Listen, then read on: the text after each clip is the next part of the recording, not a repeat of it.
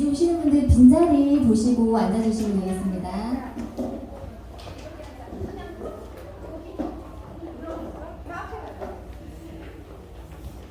사이 보는 분이 미스 그래요. 못생겨져가지고 이제 안 나오려고 해요. 미스 그래요. 나날이 못생겨지고 있어서.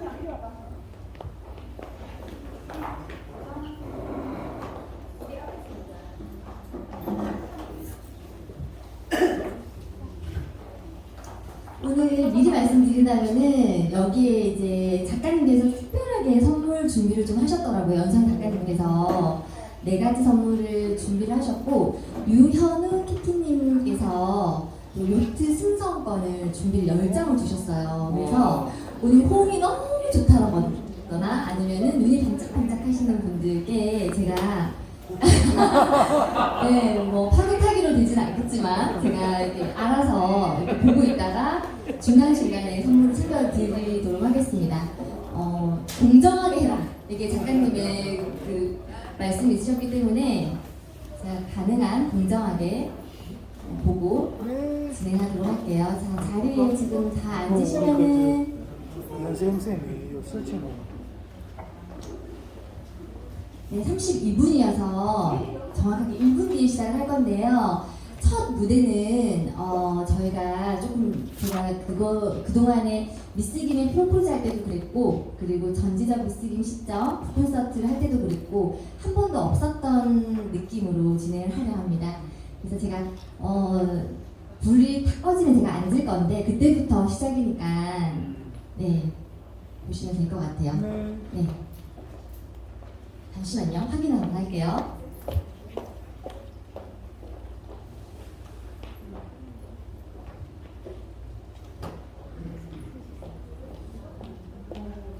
네. 자, 오늘 연세영 작가의 북콘이랑 사파랑 지금부터 시작하도록 하겠습니다. 조명 꺼주셔도 될 것 같습니다.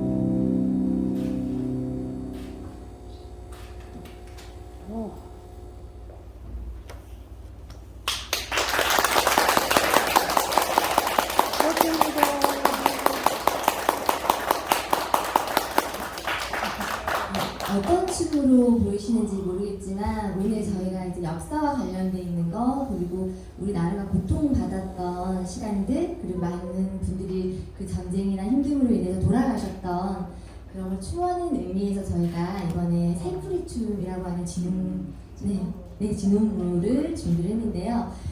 제가 너무나 반했던 저희 무용가십니다. 자기소개 직접 한번 해주세요. 네. 안녕하세요. 전통춤을 바탕으로 다양한 춤의 언어를 이제 확장시켜 나가고 있는 무용가 김근영이라고 합니다. 그 독립영화 아미동이라는 그 영화에 출연을 하셨었어요. 그래서 아까 유키티님께서 독립영화로 큰 상도 받으시고 그때 마침 저도 이제 제가 어렸을 때 연극을 했다 보니까 조금 참여를 했었을 때 얼굴을 뵙게 됐었는데 너무 인상적이었어요. 근데 오늘 그 분위기를 다 내지 못한 부분이 좀 있어서 아쉽긴 한데요. 이제 공간이 이렇다 보니까 네. 그래서 앞으로 계획이나 이런 부분들도 궁금하지만 오늘은 어저께 북콘서트에 왔으니까 연세영 선생님 오늘 북콘서트에 온 소감 함께 참여한 어떤 부분들을 잠깐 말씀해 주세요. 소중한 인연으로 두 분을 이제 영화 촬영 때 만나게 됐는데 이번에 또 영광스럽게 한 번 더 이제 작가님 음악에 맞춰서 이렇게 또 춤에 연관된 진홍무를 출 수 있어서 너무 의미 있고 영광이라고 생각합니다. 네, 반갑습니다. 제가 오늘 특별히 모시기가 좀 힘든 스케줄이 있으셨는데 부탁을 드렸다 보니까 제가 연세영 작가님 소개를 나와주세요를 좀 부탁을 했더니 하겠다고 하시는 거예요. 네, 그래서 우리 작가님이 지금 기다리고 계실 건데 우리 김근영 무용가께서 연세영 작가님 나와주세요 하면은 아마 나오실 거예요. 네, 한번 멘트를 한번 써주세요. 네. 오후간을 출연하신 연세영 작가님 나와주세요. 나와주세요.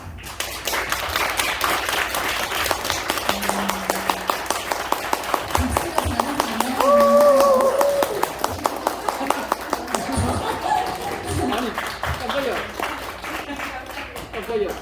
이거 의사 세팅이 필요해가지고 네. 아, 이거 세팅을 해야 돼.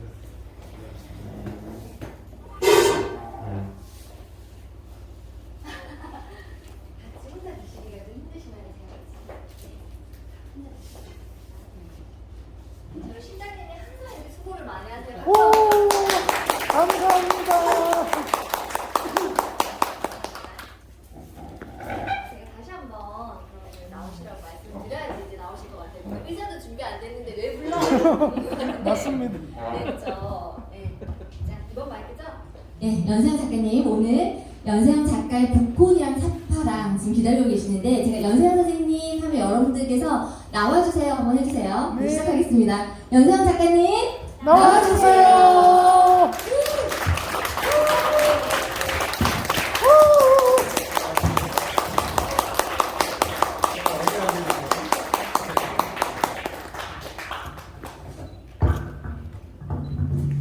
오늘 나름 준비를 좀 많이 하셔가지고 네. 조금 궁금한 게 사실 많아요. 사실은 역사 소설, 퓨전 소설 같은 경우에는 매니아들은 사실 좋아하시는데 그렇지 않은 분들은 좀 지루하게 느낄 수 있는 또 북콘일 수 있어서 제가 조금 재밌는 어떤 장르를 좀 넣어서 이야기를 했으면 좋겠다 해서 오늘 그런 요청을 드렸는데 오늘 준비를 그래서 많이 해주셨더라고요. 우선은 아시는 분들이 많으시겠지만 자기소개 간단히 부탁드립니다. 네, 다시 인사드리겠습니다. 오늘은 작곡가 겸 피아니스트가 아니라 작가로 소개를 해야 될 것 같은데요. 네, 작가 연세영입니다. 반갑습니다. 네, 서울에서 오북간 출판 기념회가 모 호텔에서 굉장히 크게 열렸었어요. 그러고 나서 지금 부산에 오신 거죠? 그렇죠. 부산이 두 번째죠. 네네. 오늘 북콘과 사파전을 열게 되신 소감 한마디 말씀 주신다면요? 이제 서울에서 지난 여름에 출판 기념회를 이제 서울에서 했었었고요. 두 번째로는 이제 어디를 할까 이제 고민을 하다가 부산 지역이 맞다고 생각을 했어요. 왜냐하면 이제 오늘 이야기 대부분이 임진왜란 이야기입니다. 임진왜란 이야기인데 임진왜란이 그 발발하고 나서 제일 먼저 이제 타격을 입었던 도시가 바로 부산이었어요. 원래는 이제 부산 그 다음에 동래, 이제 동래가 원래는 이제 부산의 거점지였었는데 부산성이 있고 동래성이 있거든요. 근데 부산성보다 동래성이 더 컸었어요. 그래서 이제 상당히 격전했던 도시였는데 임진왜란 하면 부산을 빼놓을 수가 없죠. 네, 그래서 부산을 택해서 여러분과 같이 이렇게 이야기를 좀 나누려고 왔습니다. 네, 오늘 이야기가 북한대첩을 빼놓고 할 수 없는 그런 부분이 있는데 여기 오신 분들 중에서 북한대첩 하면 이미 상식이 또 우리 또 풍부하신 분들이 다 오셨을 거기 때문에 아시겠지만 작가님 입장에서 북한대첩을 무엇이라고 설명해 주실 수 있을까요? 그 북한 대첩은 말 그대로 북쪽에 있는 그 요충지라고 볼 수가 있는데요. 그냥 함경도예요. 북한에 있는 북관 그러면 함경도. 예전에는 이제 함길도라고 했는데 이제 그 함경도 북관에서 큰 전쟁이 일어나거든요. 그래서 북관 대첩이에요. 그 북한 대첩에서 일어났던 그 이야기들을 그 당시에 이제 정문부라는 그 장군이기도 하고 의병장이기도 해요. 그분이 실제로 썼던 임진왜란 때 썼던 책입니다. 네, 그래서 이게 한 500년 된 것 같아요. 그래서 그분이 직접 썼던 책을 제가 이제 갖고 왔는데요. 여기에 이제 북한 대첩에 대한 이야기가 다 있어서 이 부분을 제가 다 번역을 하고, 네, 그 다음에 조사를 하고, 그래서 이거 문화재급이거든요. 그래서 여러분 이따가 보시면 아실 것 같습니다. 만져보셔도 돼요. 네. 그래서 준비를 했습니다. 네, 비닐을 꽁꽁 싸가지고 네, 훼손될까봐 가지고 오셨는데 임진왜란에는 많은 영웅들이 사실 계시잖아요. 그런데 유독 정문부 의병장을 뭔가 집중해서 조명하신 이유라도 있으실까요? 정문부 장군은 잘 모르실 거예요. 이순신 장군 잘 아시죠? 네, 이순신 장군 잘 아시는데 이제 여러분 뭐 임진왜란에 대해서 얘기 잘 아시니까 그 얘기는 이제 통과를 하고 정문부라는 장군이 왜 이렇게 우리들한테 회자가 되고 얘기가 되냐면 이순신 장군이 이제 그 아래쪽 부분에서 이제 수군과 함께 이제 외적을 해서 싸웠잖아요. 그래서 이제 그 왜군들이 계속 진군을 해서 한양까지 이제 육성을 해서 거의 한 14일, 15일 만에 이제 점령을 했죠. 그래서 이순신 장군이 이제 어쨌든 해전에서 활동하고 있었지만 육로에서는 이 왜군을 물리칠 수 있는 장수들이 거의 없었어요. 예, 올라오면서 대부분 많은 장수들이 전사를 하거나 자결을 하거나, 네, 상당히 패전을 하거나, 여러분들 아실 거예요. 동상현 장군이라든가 신립 장군, 권율 장군 아시죠? 네. 그다음에 뭐 곽재우, 고경명 이런 분들이 계세요. 근데 어쨌든 서울 함락, 그러니까 한양을 이제 함락된 다음에 그 다음에 이제 선조가 있는 곳이 평양과 그다음에 의주잖아요.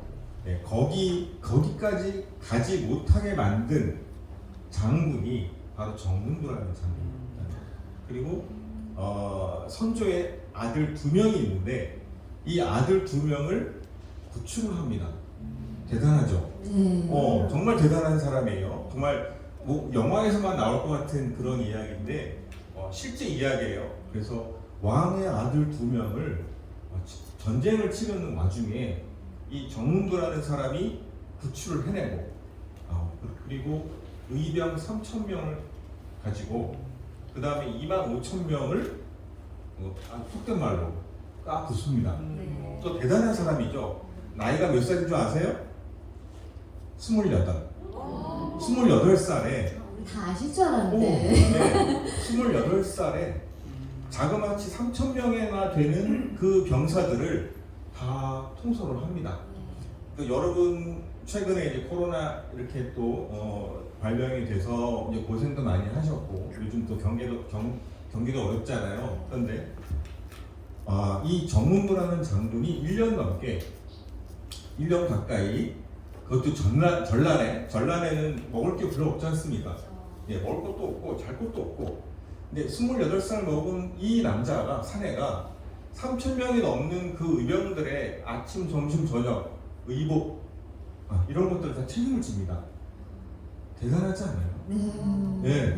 몰랐던 사실을 또 알게 되네요. 네네. 그러니까 하루에 이 3,000명이 먹을 수 있는 그 분량미가 하루에 쌀가마니 있지 않습니까? 쌀가마니가 120가마니가 필요하대요.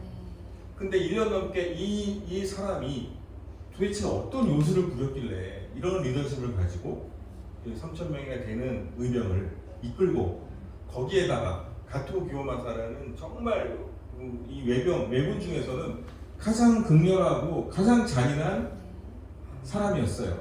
그 외장을 이깁니다. 이겨요. 그게 바로 북한대첩이에요.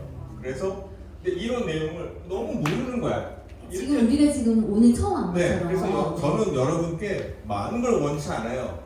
정문부라는 그 장군이 있었는데 이순신 장군과 같은 동시대에 살았던 사람이에요. 좀 이름 한 자락이라도 좀 기억해 주십사 하는 마음.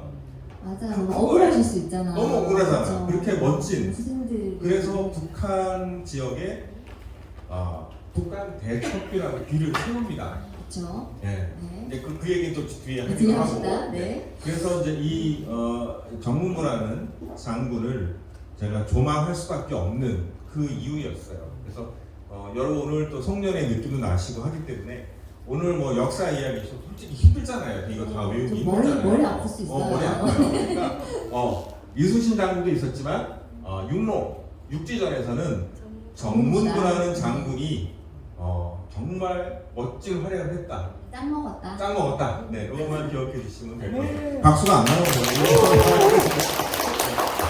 그래서 역사와 관련된 있는 거, 특히 북한은 사실 이렇게 많은 분들이 오시기가 사실 쉽지 않아요. 책을 안 읽고 오시게 되면은 또 뭔 소리 하나 싶기도 하고 그렇잖아요. 근데 이제 제가 오늘 사실 사적인 질문들도 좀 많이 드리고 싶었어요. 그래서 책 이야기는 읽어보시면 아는 건데, 제가 가까이서 이제 연세영 작가님을 뵌 지가 한 10년 정도 되고요. 조금 더 밀착해서 업무를 같이 공유를 한 게 한 5년 정도 되는데, 어쩔 때는 어떠세요? 보시면 이미지가 어떨 때는 정말 천재 같다는 생각이 또 들다가 또 되게 만약에 달걀이 있으면 그런 걸 품고 에디슨이나 그런 것처럼 이렇게 뭔가 좀 종종 엉뚱한 면들도 의외로 많이 있으시거든요. 근데 무엇보다 하시는 일들에 있어서 항상 최선을 다하세요. 제가 보면 그런 점이 굉장히 좀 놀랍고 그랬었는데, 그 중 하나가 이 책을 집필하실 때 그 이사까지 하셨다는 얘기를 들었거든요. 근데 너무 좀 특이한 사항 있지 않나요? 그 얘기 좀 해주세요. 이사를 하시는데. 예. 저는 이제 보통 책을 낼 때 그냥 작업실에서 이렇게 생각나는 대로 글을 쓰는 게 아니고요. 제가 이제 이 책을 내기 전에 다산 정약용에 대한 책을 냈었어요. 그때는 제가 그 전남 강진에 갔었거든요. 강진에 가서 실제 우리 다산 초당에 자보기도 했고요. 네, 여름에 지내보기도 했고, 다산 정약용이 마시던 물도 먹어보고. 네, 이 얘기 좀 아실 거예요. 네, 드시다가 배탈 나고. 네, 배탈 나서 막 119 실려가고. 네, 그리고 이제 그 다산 초당에 이제 가보신 분 알겠지만 거기 그 밤에 모기가 엄청납니다. 살인 모기입니다. 네, 뜯겨 보기도 하고. 근데 그게 뭐냐면 그렇게 해보지 않으면 이 다산의 마음을 알 수 없는 거예요. 마찬가지로 정문부 장군이 활약을 했다고 하는데, 정문부 장군의 묘역에 가보고 싶었어요. 묘역. 의정부로 제가 이사를 갔어요. 갔는데 거기 정문부 장군의 묘역이 있습니다. 그 묘역에서 살았어요. 제가 1년 넘게 근처에서. 그래서 아침마다 선배 드리고 얘기하고, 그리고 이러이러한 일이 있었다 얘기를 여쭙고, 그 다음에 또 그 정문부 선생이 좋아했던 음식들이 있습니다.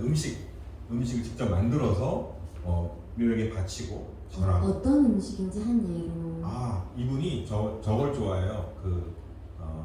쓴바기 이런 거 있죠. 나물 종류를 되게 좋아하셨어요. 근데 이것도 이제 이따가 할 얘기지만 병사들이 3,000명 되는 병사들이 참 먹기가 불편하잖아요. 먹는 게 부족하잖아요. 배탈이 나는 거예요. 변비가 많이 나는 거예요. 그래서 그 정문고라는 장군이 생각을 하기를 여기에 잘 듣는 약이 뭐가 있을까? 그거를 고민하셨던 거예요. 28살 먹은 그 남자 사내가.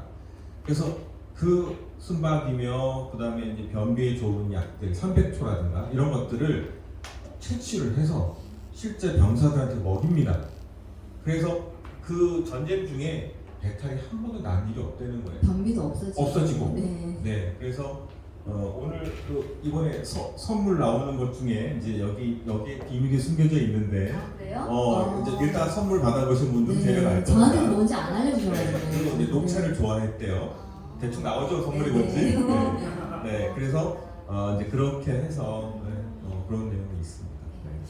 그만큼 제가 이제 앞에 책들도 직제부활도 그렇고 제가 그냥 하는 얘기가 아니라 우리 연세영 작가님 책이 제가 사실 역사 소설 같은 거 정말 안 좋아하거든요. 솔직히 고백하는데 정말 싫어요. 잘 안 봐요. 근데 책을 열고 읽다 보니까 너무 궁금해져가지고 끝까지 읽고 아침에 새벽에 이제 잠이 들어서 그 다음에 굉장히 고생 많이 했었어요. 출근하는 데 있어서.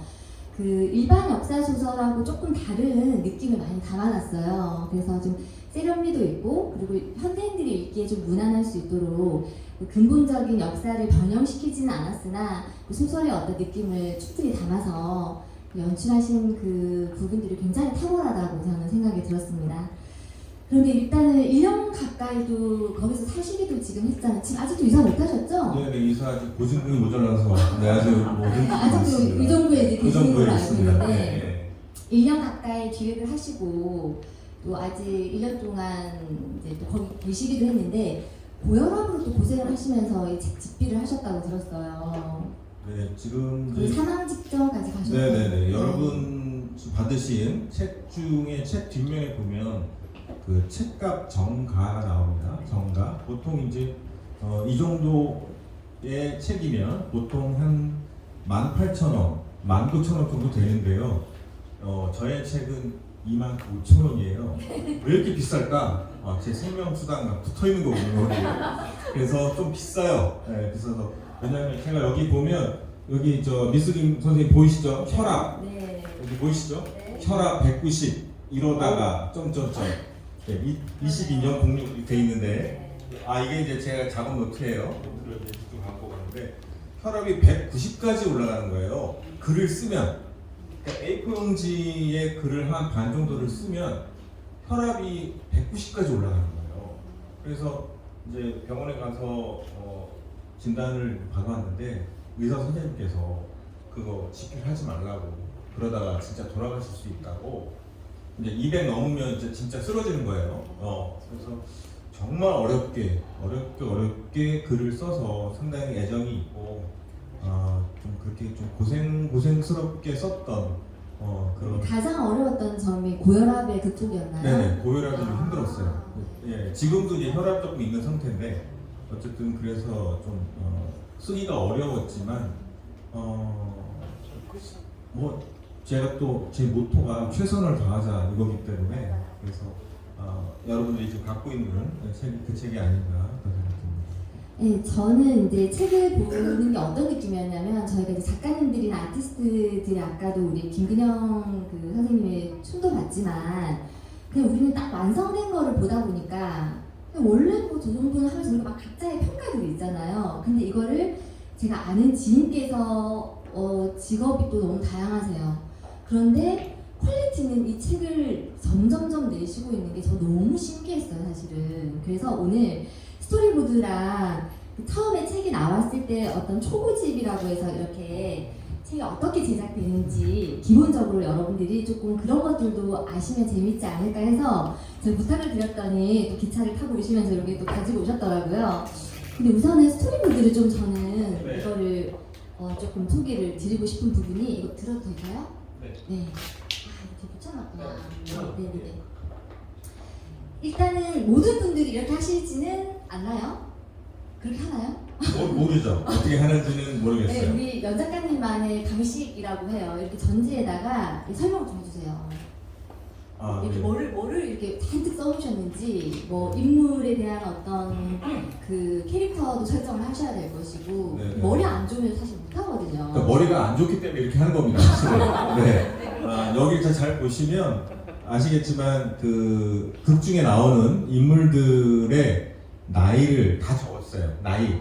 왜냐하면 대사를 만들려면 그 상대방과 상대방이 얘기를 잘 하지 않습니까? 그렇죠. 근데 어떤 그런 연령대를 모르면 이 사람이 존댓말을 써야 될지 반말을 써야 될지 그렇잖아요. 그럼요. 20대 되는 사람이 나오는 것도 아니고. 네, 그래서 네. 거기에 나오는 그 등장 인물에 나오는 인물들의 나이를 다 적었다. 네, 그런 얘기 말씀을 드리고 싶고, 네, 이제 그 뭐 재밌는 에피소드는 많이 있긴 한데 어쨌든 뭐 책을 보시면 이 내용 스토리가 어떻게 정리가 되는지 대충 나오지 않을까. 네, 이거를 그럼 벽에다가 이렇게 딱 붙여놓고 하시는 거예요? 네, 벽에 붙여놓고 네. 네, 이제 하나씩 지어가면서 이렇게 하나씩 지어가면서 네. 네, 어떤 이제 그 글을 마치면 이제 그걸 지우면서 진행하고 이렇게 가는 거죠. 예전에 이회수 작가님께 그때 이제 제가 방문한 적이 있었는데 그때도 약간 이 유사한 거를 보셨다고 그때 네. 작가님께서 말씀하셨었잖아요. 그래서 저는 글을 써본 적이 없어가지고 책을 내본 적도 없고 해서 모든 작가님들이 그러시지는 않겠지만 이렇게 뭔가 그 구성을 이렇게 스토리보드를 만들어가지고 하시는 게 사실 제 입장에서 되게 이색적이었거든요. 예. 초고는 어떤 의미로 또 이렇게 나오는지 또 간단하게 좀 설명을 해주세요. 예, 여기 보면 이제 초고에서 가로 열고 16 나오죠. 이런 책이 16권 나왔다는 거예요. 그래서 계속 고쳐가면서 고혈압 올만합니다. 정말 증하죠, 증하게. 네, 근데 이 책을 쓰기까지 또 도움 주신 분이 계세요. 도움을 주신 분. 네, 한번 아, 네. 오늘 여기 객석에 와 계십니다. 제가 일단은 마이크를 잠시 드리는 것보다 잠깐 모실게요. 우리 권희영 선생님 잠깐 모시겠습니다. 앞에 책도 그렇고, 이번에 책도 그렇고, 우리 대전도 봐주시고 했던 부산에 이렇게 또 멋진 선생님이 계시다고 들었는데, 네, 소개 잠깐 해주실까요?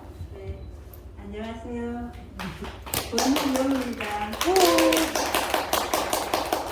교정을 우리 연생 작가님께서 부탁하셨다고 들었는데 직접 구할 때도 좀 도움을 주시고 어떤 인연이 있으신가요?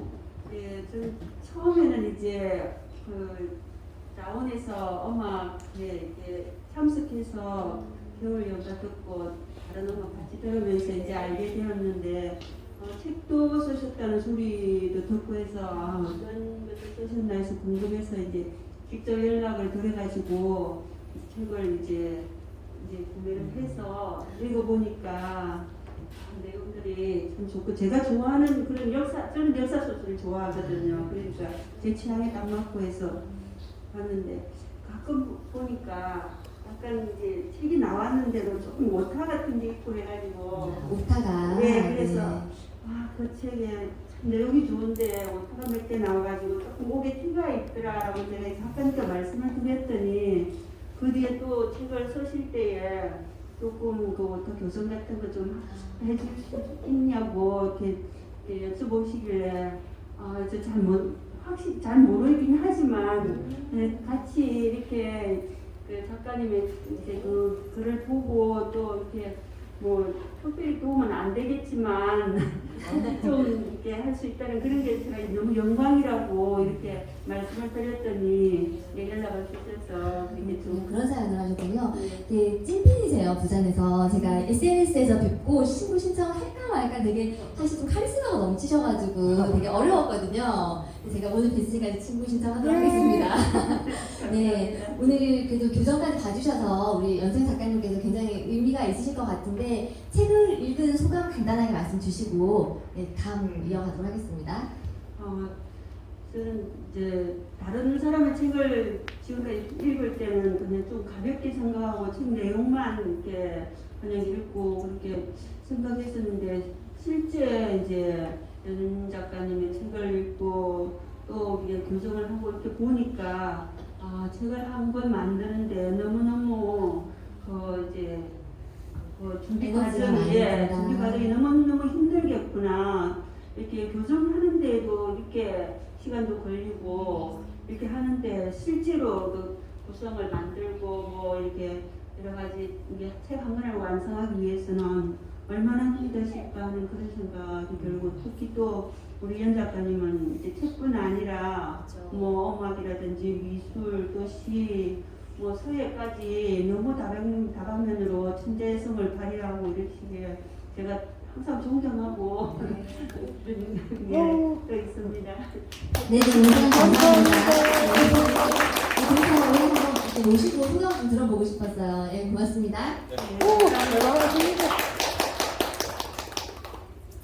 네, 오늘 이제 얘기를 좀 빨리빨리 진행을 하고 있는데, 이쯤에서 우리 서울에서 그 싱어 어게인 50호 주인공이신 또 우리 연세 작가님하고 30년이 넘는 또 제자라고 30, 한 2, 3년 되는 것 같습니다. 네, 제자가 또 오셔가지고 또 준비를 하신 게 있다고 합니다. 그래서 큰 박수로 한번 노래를 또 오늘 해주신다고 하니까요. 한번 들어볼까요?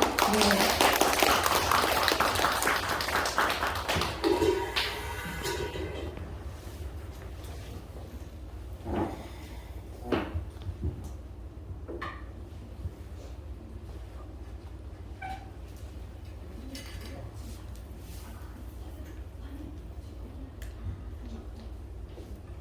글자? 네. 네.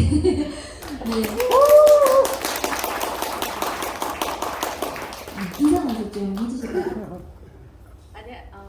안녕하세요. 가수 윤영아입니다. 반갑습니다. 작년에 그 여기서 공연을 또 하셨잖아요. 예, 맞아요. 네. 네. 그래서 자기소개를 조금 간단하게 또 모르시는 분들도 계실 수 있어요. 저 TV를 좀 잘 안 보면 또 모를 수가 있으니까. 네. 저는 미니데이트라는 곡을 통해서 여러분들과 가까워졌고요.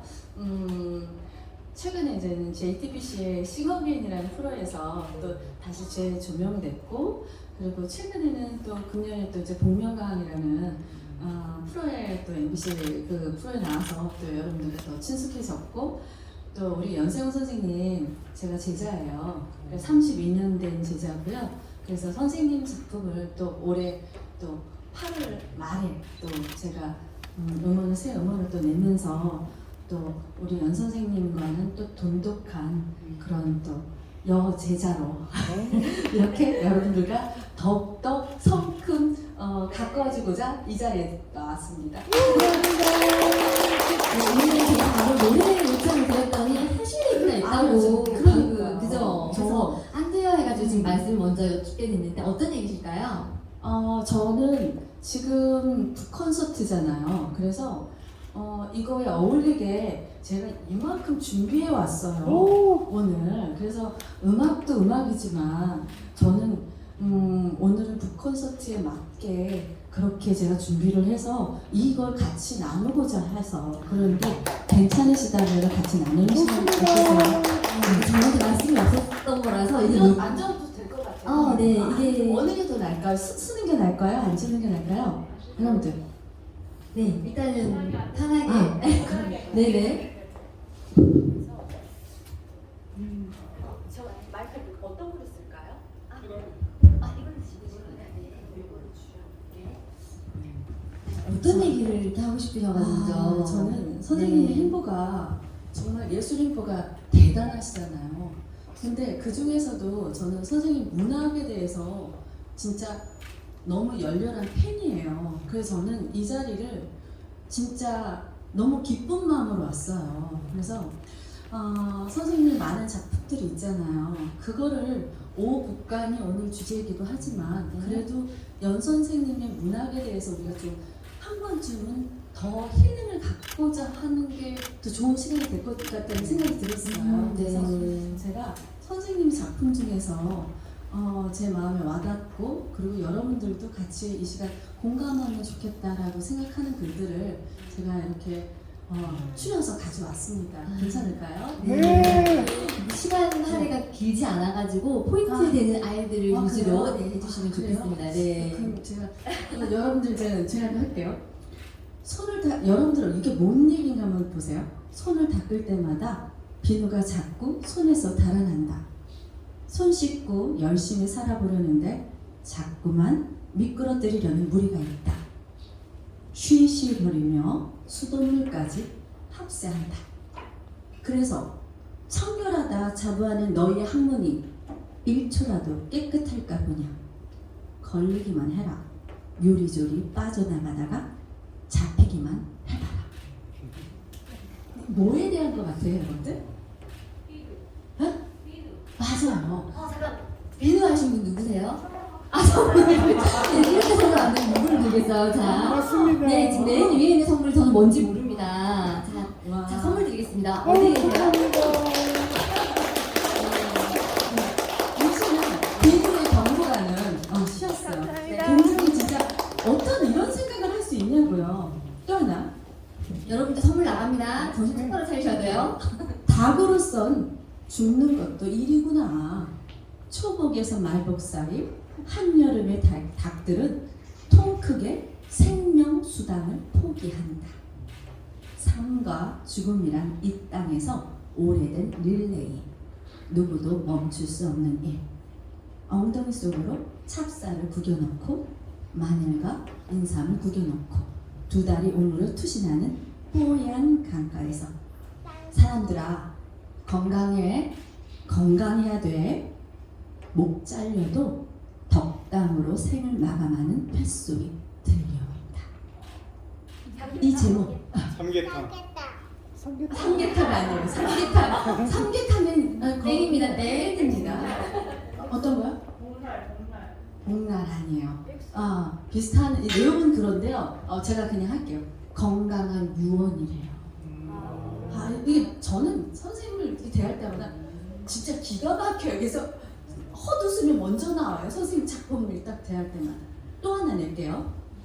제 살을 치아로 뜯게 하고 몸에서 나온 진주만 한 사리를 먹게 하고. 그래서 끝까지 들어보세요. 옥수수 심지를 말려 가려운 등까지 긁어주는 이 정도는 돼야 찐이다. 진한 관계다. 옥수수인데 무슨 옥수수일까요? 앞에 있어요. 제목. 찰옥수수. 손 들고 해주세요. 찰옥수수. 네, 틀렸어요.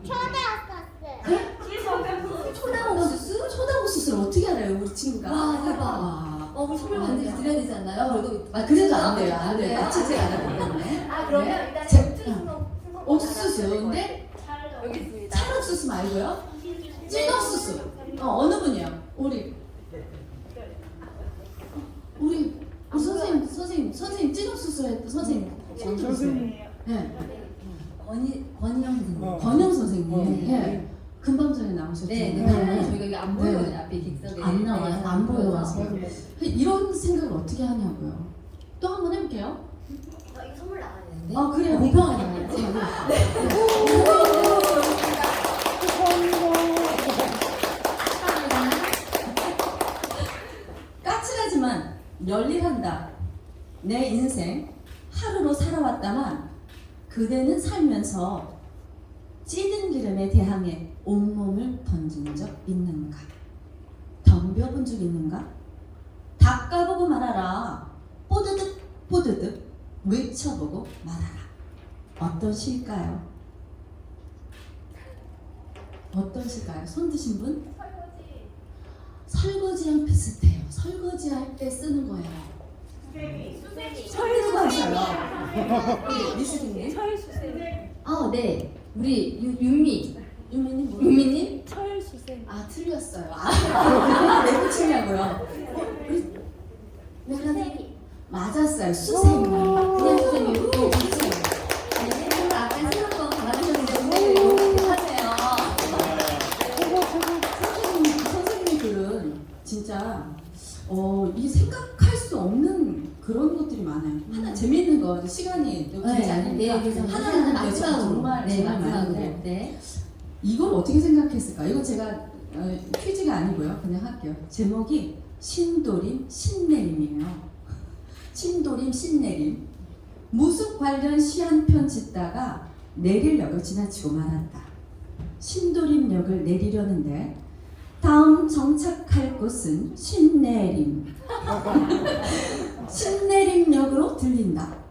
정차도 아니고 정착이라니.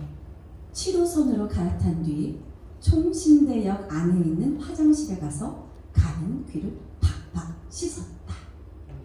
네, 선생님 글이에요. 제가 정말 많이 발췌했는데요.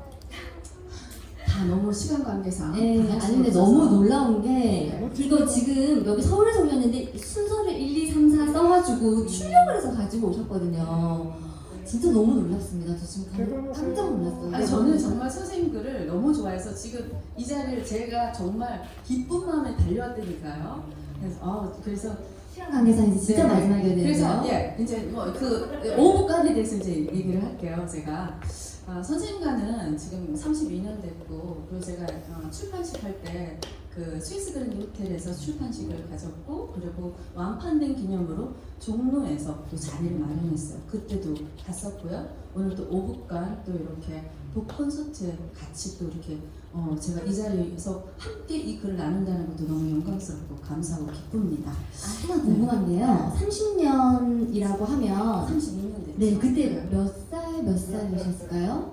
제가 19살 때였고요. 선생님은 26살 때. 보통 우리가 웬만큼 알면 그냥 제자다, 후배다 이런 말 많이 쓰잖아요. 네. 그런 게 아니었나요? 굉장히 긴밀한 후배, 김민아인데 제자. 왜냐면은 네, 뭐 곡을 받았다든지. 곡 받았어요. 오늘 그 곡 할 거예요. 오. 네, 선생님 곡을 받고, 그러니까 제자라고 할 수 있죠. 그리고 선생님이 제가 어렸을 때인데도 굉장히 뭐랄까 되게 따뜻하신 분으로, 그러니까 변함이 없으신 것 같아요. 그게 저는 제일 좋고. 네. 그래서 이 지금 오복간에 대해서 얘기를 하자면은요, 저는 이제 해상에서 이수신 장군은 알았지만 이 육지전에서 이렇게 정문부 장군은 몰랐었어요. 정말 몰랐었는데, 와 진짜 3,000명으로 의병 3,000명으로 외군 25,000을 부순다? 진짜 놀랄만한 일이에요. 이거가 우리 마음 가운데 또 다른 희망으로 또 남지 않을까. 그래서 우리 어려운 가운데서도 이게 수로 이기는 게 아니다, 규모로 이기는 게 아니다라는 거를 저희 이 책을 읽으면서 조금 더 열악한 가운데서도 할 수 있다라는 용기를 갖게 됐던 책이었습니다. 네, 소감 그래서- 너무 찐 소감입니다. 네. 그래서 오늘 제가 7페이지에 여러분들 있으실 거예요. 7페이지에 이 서두글을 한번 읽는 거로 요 마무리를 할게요. 네. 역사적 사실을 근거로 썼으나 소설적 후보가 많다. 선비둘기라는 가상의 연물을 통해 꺾이지 않을 희망을 담았다. 역사책으로만 보면 안 된다는 얘기다. 이 글은 1592년 임진왜란 당시 공을 세운 농포 정문부 의병장과 함경도 의병의 불꽃 같은 삶을 다룬 이야기다. 도래석에 넣은 승리는 북관 대첩의 확실한 증거다. 그러나 안타깝게 북관 대첩비는 1905년 일본군에 의해 약탈됐다. 이후 대첩비는 야스쿠니 신사에 방치됐다가 100년 만에 고국의 품에 안겼다. 대첩비는 이후 북한 문화재로 등재되었으며 현재 김책시에 세워져 있다. 부족한 필력이지만 이 소설이 평화적 남북 통일의 기초가 되는 귀한 마중물이 되기를 기대한다. 멋집니다. 오늘 너무 허위 있는 리뷰가, 그리고 방금 이 출력을 해오신 거는 SNS 상에서 이렇게 그 써놓은 시들을 항상 일바로 달려오셔가지고 그거에 대한 후기를 남겨주시는 분이 또 유명한 선생님이세요. 그죠? 맞아요. 오늘 저도 사실 오늘 처음 뵀거든요. 근데 이렇게 진짜 찐팬이신 줄은 몰랐네요. 찐팬이에요. 라이벌 생겼어요. 제가 찐팬인데 안 되겠어. 더 분발해야 될 것 같아요. 오늘은 그래서요, 제가 노래를 부를 건데요. 이 곡은 제가 이번 8월 달에 낸 곡이에요. 고장난 시계처럼 내버려도 선생님 연세영 선생님의 작사 작곡한 선생님 곡으로 노래를 준비하겠습니다. 지금부터 들어갈 건데요. 저기 심장 약간 하신 분들 너무 놀라지 마세요. 굉장히 파워풀 하시거든요. 그래서 마음의 준비를 하시고 들어보도록 하겠습니다. 음악 주세요. 잠시만요. 셀. 마이크가 이쪽 마이크 켜주세요. 셀. 네. 켜주세요. 좀 커요. 너무 작아요.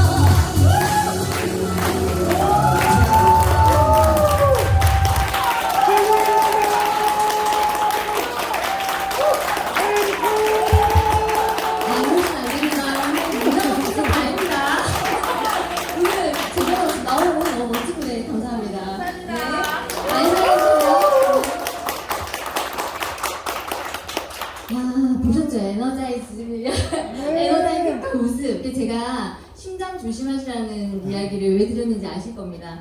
지금 연세영 작가님은 주변에 굉장히 멋진 지인들이 많으시거든요. 정말 찐팬들도 많지만 인간관계적으로 이렇게 저희가 뵀을 때 항상 마음이 훈훈해지고 진정성을 가진 분들을 만나 뵙게 되는 것 같아요. 지금 못 나오고 계세요. 다시 한번 부를까요? 연세영 작가님 나와주세요.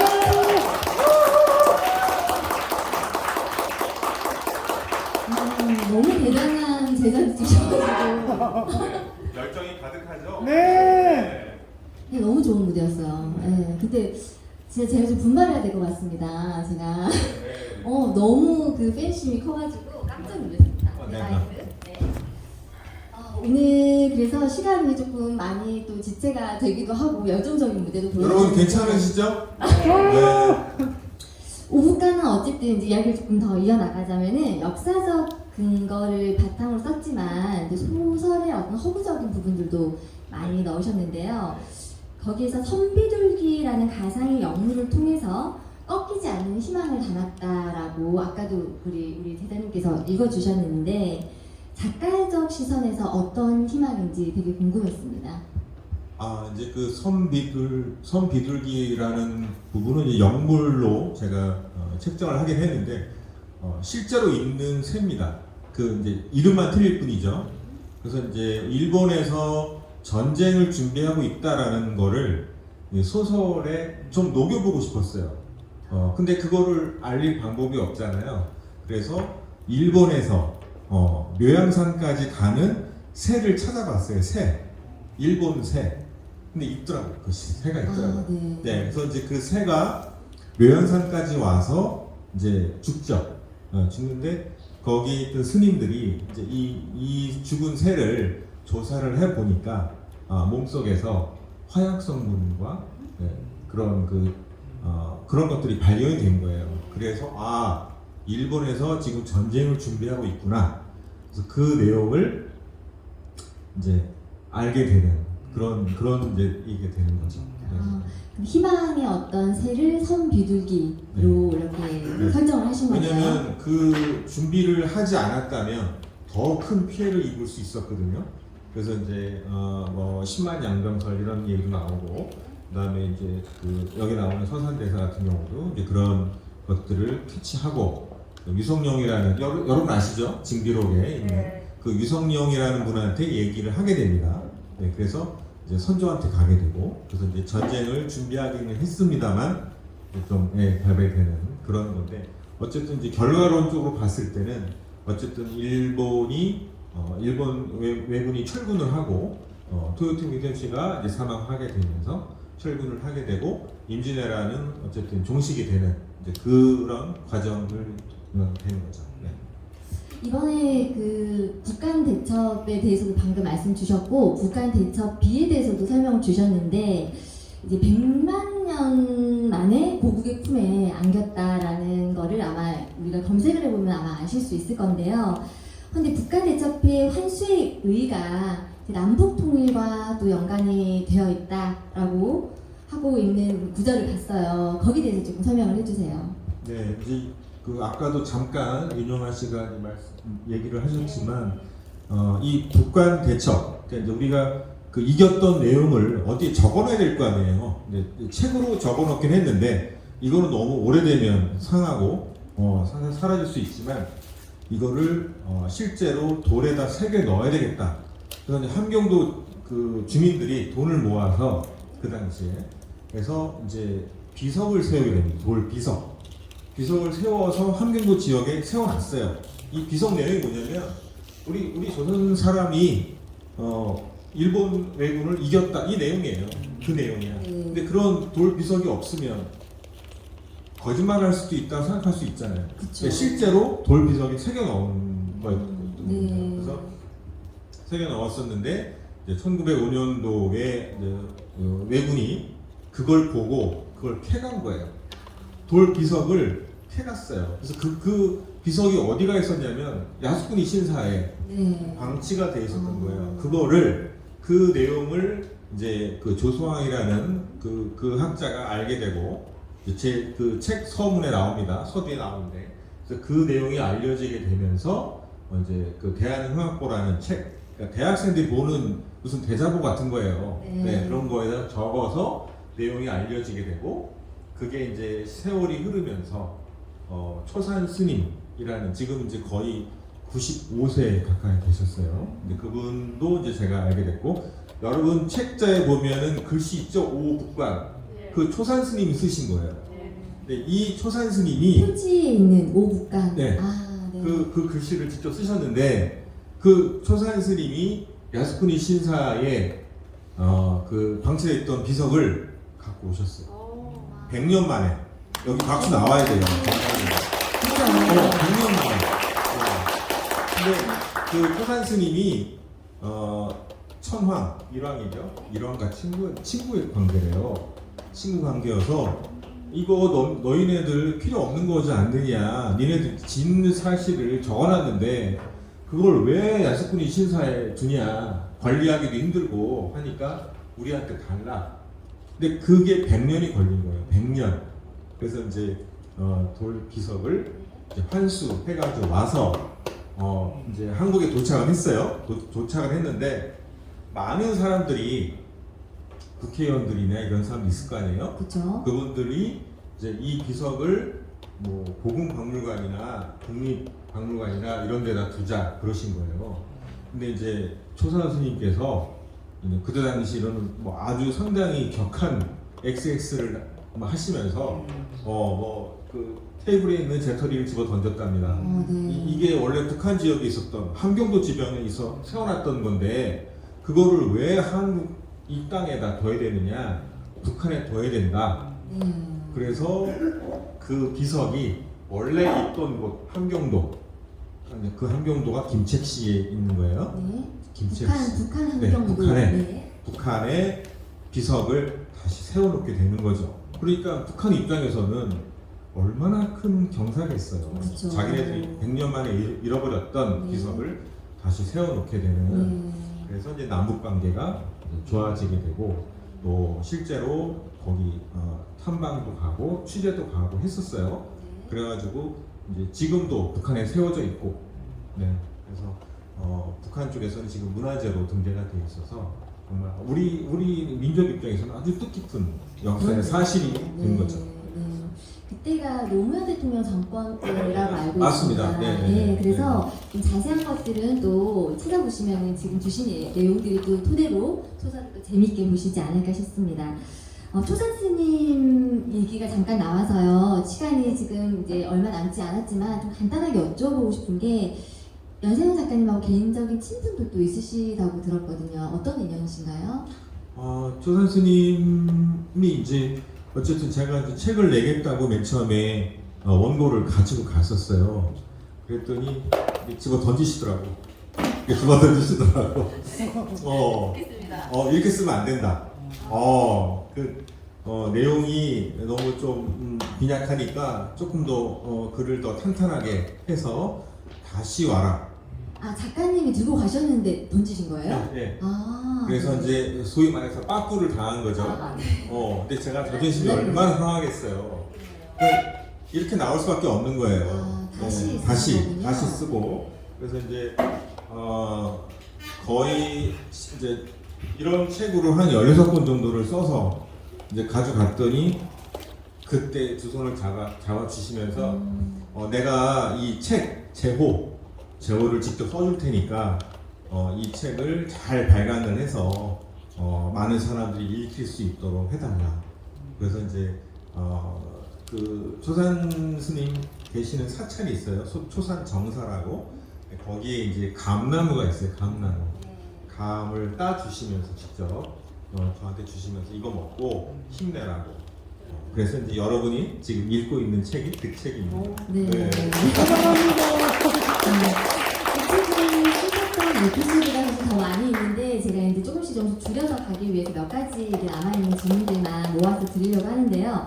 청와대도 다녀오셨다고 들어서 제가 우리 원래도 종합예술인 같은 분이시라서 혹시 나중에 또 그런 나라 일을 또 하시지 않을까 하는 기대도 살짝 해보게 되는데요. 청와대 가셨던 이유가 있었을까요? 네, 이게 좀 약간 정치적이긴 한데 저 돌 던지시면 안 됩니다.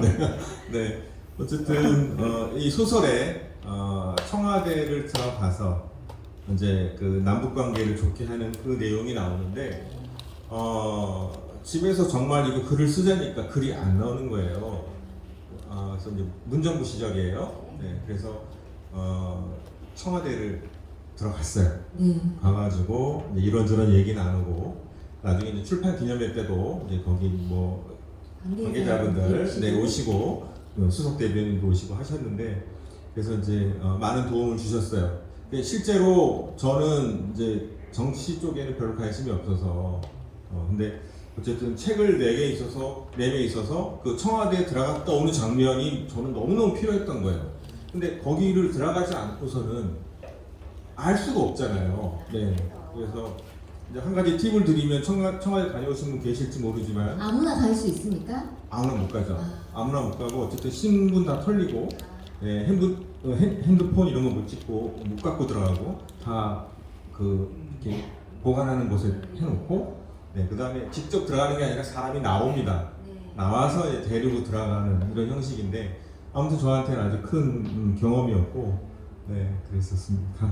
청와대 에피소드가 그런 얘기였군요. 선조와 정부 의병 장관의 새로운 가설을 만들어내셨는데 소설 중 어떤 부분일까요? 이제 여러분들 선조 그러면 아마 여러분들 이렇게 좋은 기억들은 없으실 거예요. 맞는 말이고요. 근데 어쨌든 우리 못났거나 어쨌든 잘났거나 우리의 왕이었고 그런데 이제 그 전라도 지역 이쪽 이제 그 아래쪽에서는 이제 이순신이 딱 지키고 있어서 자리를 지키고 있기 때문에 이제 어쨌든 수호를 하고 있었었는데 이 평양 쪽 의주 쪽 그쪽은 그 왜군을 막을 수 있는 장수가 없었다고 했었잖아요. 실제로 왜군들은 평양 이후에 진격을 하지 못합니다. 못하게 돼서 그 산악 지형을 제일 잘 알고 그리고 육지전에서 가장 좀 뛰어났던 정문부 장군을 제가 보기에는 쓸 수밖에 없었다라는 생각이 들고요. 물론 여러 가지 이제 그 소설적인 부분이 있긴 하지만 어쨌든 정문부 장군이 아주 큰 역할을 했다. 그 생각은 변함이 없고요. 그리고 이제 선조가 평양, 의주 이쪽에 있었는데 그 가토 기요마사라는 그 아주 자랑무도한 외장이 바로 그 코앞에 있었어요. 거기 안변, 경흥 이쪽인데 그 가운데가 묘향산맥 들어보셨죠? 네. 묘향산맥 들어보셨죠? 그 묘향산맥만 건너면 바로 왕이 있는 곳이에요. 근데 그 묘향산맥을 지켰던 사람이 정문부 장군이었어요. 그러니까 왜군이 선조의 목을 칠 수가 없는 거죠. 그래서 정말 아주 중요한 역할을 했다. 근데 이제 나중에 얘기 들어보면 나중에 이제 이런 좋은 일을 했음에도 불구하고 정문부 장군은 고문에 의해서 죽어요. 선조에 의해서 그것도 그렇게 충성을 다했음에도 불구하고 맞아요. 이순신도 마찬가지였죠, 그죠? 너무 잘나니까 그래서 나중에 60대쯤 해서 이제 모함을 받고 그래서 이제 고문에 의해서 죽게 되는데 어쨌든 그 당시에는 이 정부 장군이 큰 역할을 했고 선조의 아들 2명을 부칠해내고 정말 좋은 일을 많이 한 그런 장군이었던 거죠. 이제 여러분들 한 가지 이제 좀 궁금한 게 있을 거예요. 이분이 보통 정문부 장군이라고 하는데 또 의병장이라고 하기도 하잖아요. 그쵸. 왜 그럴까요? 왜 그럴까요? 선물 있습니다. 선물. 네, 있습니다. 여기 고상원 선생님 한번 죄송합니다. 죄송합니다. 제가 간단히 말씀드릴게요. 전시였잖아요. 전쟁 중이었잖아요. 그래서 사람이 너무너무 부족한 거예요. 그래서 장군이었음에도 불구하고 이제 관군이죠. 관에 있던 관을 움직이는 장군 북평사라는 직함이 있음에도 불구하고 너무 없으니까 사람이 없으니까 그래서 두 가지 일을 겸임을 하게 돼요. 이런 일은 거의 없어요, 진짜. 전쟁 중이어서 이게 가능한 건데. 그래서 이제 장군 직함도 있으면서 겸업하듯이 하면서도 의병장을 했던 거였죠. 그래서 관군의 어려움도 알고 있었지만 의병들, 백성들이죠. 백성들의 그 아픔과 어려움들을 누구보다도 많이 공감하고. 그래서 이제 이 책의 전반적인 그 중심은 마저 리더십이에요. 리더십.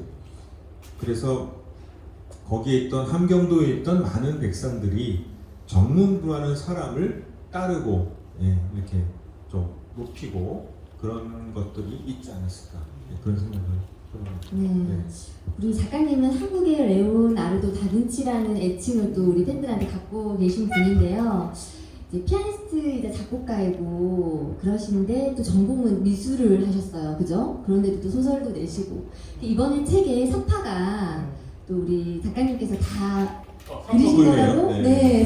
서파 얘기 좀 잠깐 해주세요. 술 먹는 장면입니다. 중간에 계시는 분이 장군님이신가요? 아니에요. 아니에요? 네네. 네. 그래서 열심히 그린 작품입니다. 네, 하나밖에 없습니까?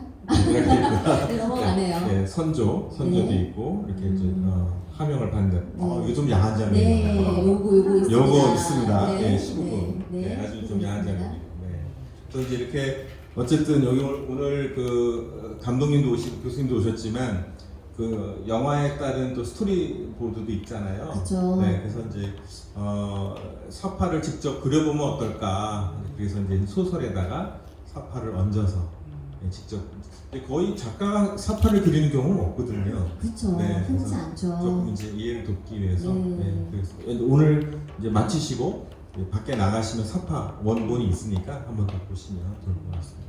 네, 아까 초반에 제가 말씀드렸지만 이제 역사 소설은 사실 호불호가 좀 있어요. 그런데 아까 말씀드렸던 것처럼 저는 재밌다 이렇게 하고 봤던 부분들이 어떤 게 있었냐면 아까 좀 사파에서 나왔지만 목욕씬 같은 게 있잖아요. 이 부부의 어떤 에로틱한 그런 것들이 굉장히 좀 야사스럽게 이렇게 서술이 되어 있는데도 불구하고 근본적으로 그 역사에 대한 어떤 이야기들을 포인트를 절대 놓치지 않고 그런 테크닉을 전 느꼈거든요. 그거를 좀 쓰실 때 이게 좀 이상하게 보이거나 좀 비춰지지 않을까 염려 혹시 안 하셨나요? 그래서 재밌기는 더 재밌었어요. 실은. 약간 좀 이제 수위를 그쵸, 좀 조절을. 조절을 하면서 네. 쓰기는 했었는데 네. 어쨌든 이게 또 청소년 권장 도서가 될 수도 있잖아요. 그럼요. 그래서 이제 수위를 조절한 부분이 있고 제가 이 러브씬 장면에서 좀 염두에 뒀던 게 뭐였냐면 이거 이제 역사적 사실이에요. 사실이 팩트인데 이제 그 한양에 있던 정문부라는 사람이 함경도에 부임을 하러 가는 거예요. 전쟁 중이에요. 언제 만날지 모르잖아요. 그렇죠. 아내를 네, 언제 모르죠. 만날지 모르죠. 네, 그래서 이제 어쨌든 사랑을 나누게 되는데 이게 하늘이 도왔는지 어땠는지 모르지만 아기가 안 생깁니다. 희한하죠. 네. 네, 아기가 안 생겨요. 그때는 뭐 그런 게 없잖아요. 피임이나 이런 게 네, 그런 게 없잖아요. 없는 시절인데 제가 지금 생각해 보건데 하늘에서 왜냐면 정문부 장군이 아이를 낳으면 거의 외군들이 분명히 죽일 거란 말이에요. 그렇잖아요. 그쵸. 네, 장수의 자식이니까. 네. 근데 아기가 안 생김으로 인해서 네. 희한한 거는 임진왜란이 끝난 다음에 아기가 생겨요. 네. 희한하죠. 네. 네, 그래서 맞아요. 그 내용이 좀- 나와 있죠. 예, 네. 이건 사실이거든요. 그래서 하늘에서 정말 이 정부 장군을 좀 아낀 게 아니었나 그런 생각이 듭니다. 네. 그래서 저는 이제 좀 졸렸는데 그 부분부터 잠이 또 깨가지고 제가 열심히 읽었다는 거 아니겠습니까? 그 얘기를 좀 드리고 싶었고요.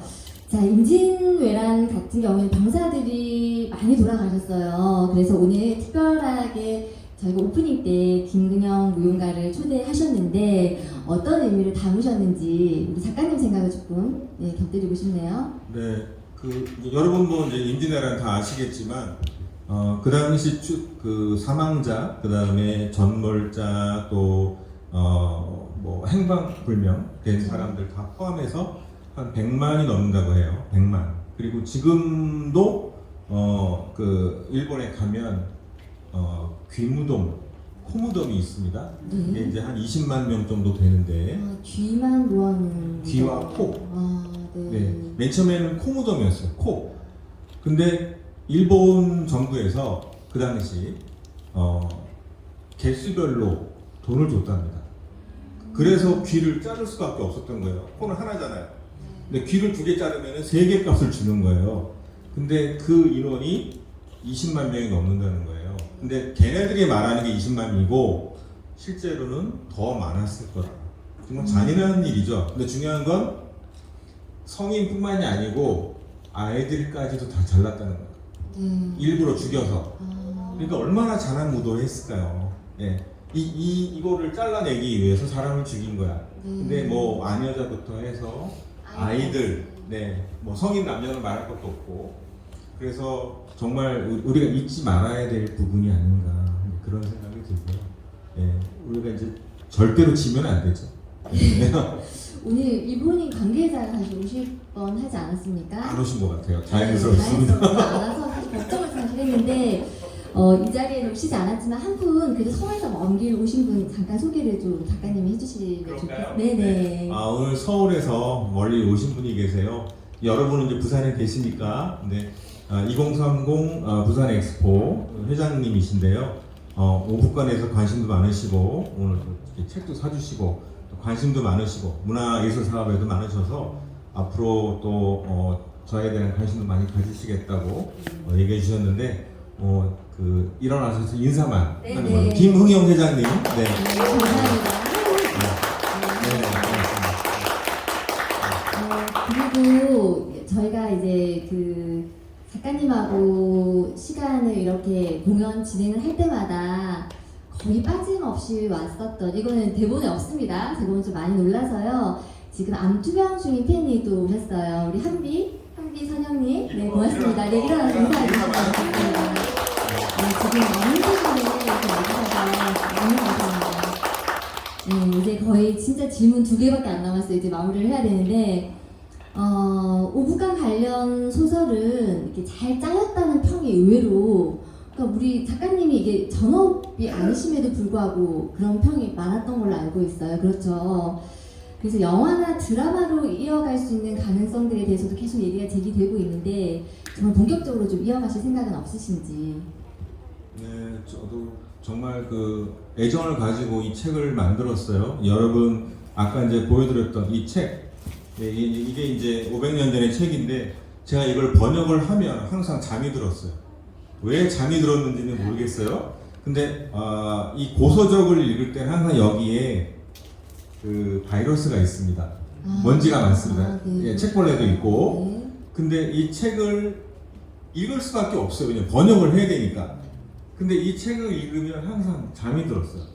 잠이 들었는데 깨어나서 항상 느끼는 부분이, 이거를 나만 읽힐 게 아니라 많은 사람들한테 영상으로 좀 보였으면 좋겠다라는 생각이 계속 들었었어요. 네. 그래서 계속 기도를 했어요. 네. 정말 뭐 여러분 아시겠지만 영화가 한두 푼 들어간 게 아니잖아요. 그렇죠. 네, 200억, 300억이 들어갑니다. 네, 그래서 이거는 이제 정말 염원이 필요한 부분이고요. 그래서 오늘도 이제 회장님 오셨지만 제가 이제 쪼를 거예요. 네, 그래서 지금 이제 큰 사업을 하고 계시고 정말 우리가 상상할 수 없던 큰 사업을 하고 계시고요. 네, 그래서 2030이면은 2030년도예요. 아직도 많이 준비될 부분이 있는데 또 부산 엑스포 또 이제 준비하고 계시기 때문에 앞으로 영화나 드라마 쪽으로 해서 정말 우리가 정말 자랑스러운 전쟁 승전사지 않습니까? 네, 그래서 이거를 영화나 드라마로 나와서 여러분 다 엑스트라 해주실 거죠? 나중에. 네. 이제 마지막 질문이 나왔습니다. 지금 이제 오늘 부산 북콘이 시작됐는데 이제 다음 도시는 어딘지 그리고 향후 방향에 대한 어떤 계획들을 좀 말씀 주시면 좋겠어요. 네, 이제 지금 이제 생각해 보고 있는 게 고흥 지역, 전라도 지역이고요. 네. 네, 왜냐면 그쪽 임진왜란 때 가장 피해를 많이 받았던 곳들이 곡창지대였었어요. 네. 전라도 지역. 여기는 이제 부산이긴 하지만 그래서 어쨌든 이제 그쪽에 또 관심이 있어 하는 분들이 계시고 해서 네, 이제 고흥 쪽에서 이제 북콘을 할 예정으로 있고요. 그리고 또 가능하면 아까 말씀드렸던 것처럼 뭐 영화나 드라마 쪽으로 해서 많은 분들이 보고 공감할 수 있는 그런 준비를 하려고 있습니다. 네. 너무너무 기대됩니다. 그리고 오늘 이제 원래 피아니스트시니까 우리가 피아노 연주는 사실 많이 듣기도 했잖아요. 그래서 기타를 또 서울에서 가지고 오셨어요. 그래서 뭔가 연주를 좀 하는 연말인데 제가 부탁을 드렸어요. 그래도 책 이야기만 하지 말고 뭔가 연주 하나를 부탁드리니까 예전에 아르바이트 시절에 기타를 좀 치셨다고 해요. 그래서 오늘 기타를 갖고 오셨는데 어떤 곡 갖고 오셨나요? 아니 제가 며칠 전에 에릭 크립튼 아시죠 여러분? 네. 기타의 신 에릭 크립튼의 Tears in Heaven을 제가 기타를 연주해서 영상으로 올렸어요. 네. 그런데 대다수 분들은 다 믿으시는데 간혹 몇 분이 저거 가짜 주작 아니냐? 네, 소리가 주작 아니냐? 그냥 하는 척만 하고 한 거 네. 아니냐? 네. 그런 얘기를 하셔서 오늘 그 곡 직접 여러분께 한번 연주해 드리는 걸로. 네, 송영 덕담도 한 말씀 해주시면 좋겠어요. 오늘 이렇게 날씨도 갑자기 또 한파가 휴가 와서 네. 되게 추웠잖아요. 근데 또 가득 메워주신 분들께 송년 덕담 한 말씀 해주시면 네네. 그래서 오늘 이제 한 곡 준비되어 있는데요. 이거 연주해 드리고요. Tears in Heaven이라는 곡인데 그거 연주해 드리고 여러분 정말 날씨가 오늘 되게 추웠잖아요. 며칠 추웠는데 너무 감사드려요. 잊지 않겠고요. 네. 또 저는 그 부산시에서 저한테 뭐 해준 건 없지만 저 부산 명예 시민입니다. 네. 그래서 저는 부산을 위해서 뭐 할 수 있는 일이 있다면 오늘 또 이제 박 교수님도 오시고 많이 또 관계자분도 오셨는데 좋은 일, 좋은 행사, 좋은 공연, 또 좋은 일들로 우리 부산 팬들과 다시 한번 이렇게 만날 수 있는 그런 기회를 가져보도록 하겠습니다. 감사합니다. 네, 감사합니다. 저번에 모두가 아마 다사다난한 한 해였을 거예요. 저도 개인적으로 그랬지만 그래서 오늘 이 자리가 저한테 개인적으로도 많이 뜻깊은데 앞으로 또 우리 연세영 작가님 같은 경우에는 항상 저하고 뭔가 우리 팬들 여기도 계시는 동생 같은 형 같은 이렇게 지인분들도 여기 오셨는데 나를 좀 잘 쓰고 싶어 하시는 분이세요. 내가 지금 이렇게 열심히 노력하고 그리고 여러 분야를 도전을 하는 이유가 내가 빛나기 위해서 하는 작업이 아니라 함께 뭔가 힘이 되고자 하는 의지를 불태우고 있다라고 저는 몇 년 동안 이렇게 가까이서 지켜보면서 그게 말씀뿐만 아니라 행동으로 보여주시는 분이구나. 사실은 그 면에 대해서 가장 높이 평가하고 있는 존경하는 분입니다. 그래서 앞으로도 많은 응원 부탁드릴게요. 연습을 보여드리도록 하겠습니다. 팝송 하나 해드리려고요. 팝송. 네, 감사합니다. 그래서 여러분 팝의 가장 멋진 그룹으로 활동했던 B로 시작해서 스로 끝나는 분이 누구죠? 비틀즈. 네, 비틀즈의 곡 중에서 레빗비라는 곡이 있어요. 그래서 여러분 들어보시면 알 거예요. 네. 그래서 여기 또 영어 잘하시는 분도 계시지만 너무 힘든 일이고 고통스럽고 또 일이 잘 안 풀리고 그런 일도 있을 수 있지만 레빗비 언젠간 다 될 거야, 다 해결될 거야 라는 개념으로 생각을 해주시고 오늘 그 레빗비라는 곡 연주해 드리면서 저의 시간 마치고 끝까지 사회를 봐주신 미스김 선생님께 박수 한번 드리겠습니다. 네, 그러면 레빗비라는 곡 들려드리면서 콘서트 끝내도록 하겠습니다. 여러분 고맙습니다.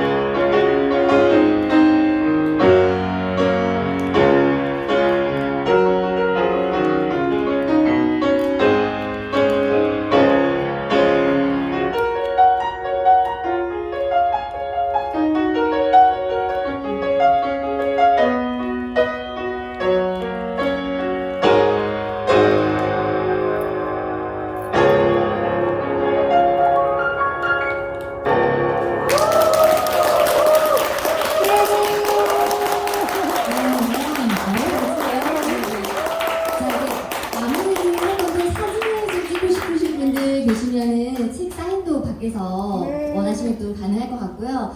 또 가벼운 디프리도 있으니까 또 아까 못 드셨던 거 마저 드시고 가셔도 될 것 같습니다. 오늘 너무 감사합니다. 조심히 들어가세요. 네네. 아, 단체 사진을 하나, 네, 우리 작가님께서, 법무사 작가님께서 해주신다고 합니다. 잠깐 일어나지 마시고 잠시만 착석해 주세요. 여기서. 네, 여기서. 여기서 앉으면 되겠습니까?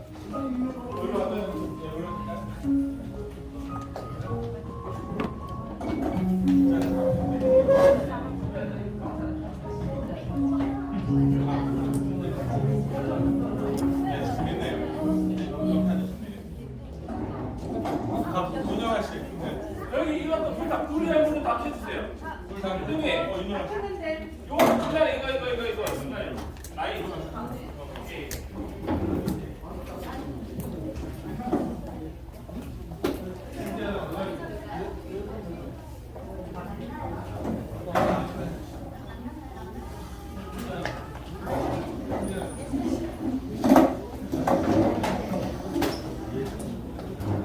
얼굴이 가끔 다 나오게 영원이라.